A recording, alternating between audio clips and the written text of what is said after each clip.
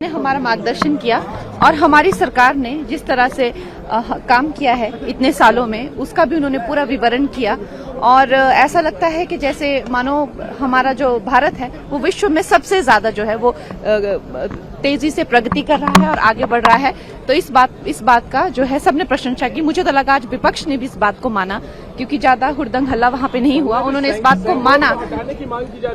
संगोल जो है वो बड़ी ही भव्यता से जो है उस राष्ट्रपति जी के आगमन पे उसका जो है वो परचम लहराया। हमारी सनातनी हमारी भारतीय संस्कृति का एक जो धरोहर है उसका सबने जो है वो सम्मान किया। ये ऐसी कोई बात नहीं है, ये हमारी भारतीयता का संगोल जो है वो भारतीय संस्कृति का प्रतीक है।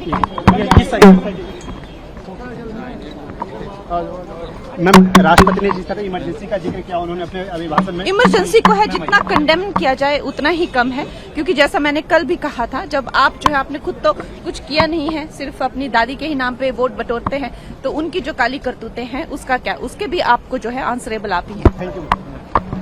देखिए, चुनावी नतीजे ने एक बात तय कर दी है कि देश संविधान से चलेगा और संविधान से बड़ा कुछ नहीं है। संविधान को कमजोर करने वाले, लोकतंत्र को कमजोर करने वालों को देश की जनता ने जवाब दिया है।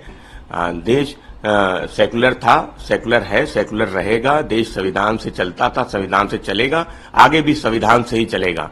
और देश की जनता ने जो जनादेश दिया है, जिस तरह से विपक्ष को ताकत दी है, संख्या बल दी है, वो संविधान को बचाने के लिए विपक्ष बिल्कुल मजबूती से संसद में, सड़क पे अब आवाज उठाएगा।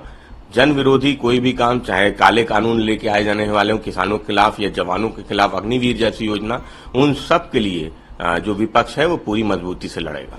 अभी 2 दिन पहले भारतीय जनता पार्टी जिस इमरजेंसी को याद कर रही थी और याद दिला रही थी और कह रही थी कि कांग्रेस के सहयोगी दल भी उसको याद करें, तो हम अगर आज वर्तमान को देखते हैं तो हम क्या याद करें। इमरजेंसी के समय पे विपक्ष के नेताओं को जेल में डाला जा रहा था और आज विपक्ष के नेता, चुने हुए मुख्यमंत्री जेल में हैं।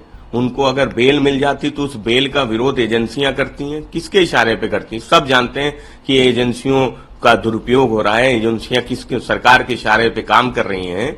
और आदरणीय अरविंद केजरीवाल जी के साथ जिस तरीके का व्यवहार भारतीय जनता पार्टी की सरकार का है, ऐसा प्रतीत होता है कि कोई बहुत बड़ा अपराधी हो जिनकी जमानत हो जाने से वो कहीं भाग जाएंगे या कहीं प्रभावित कर लेंगे।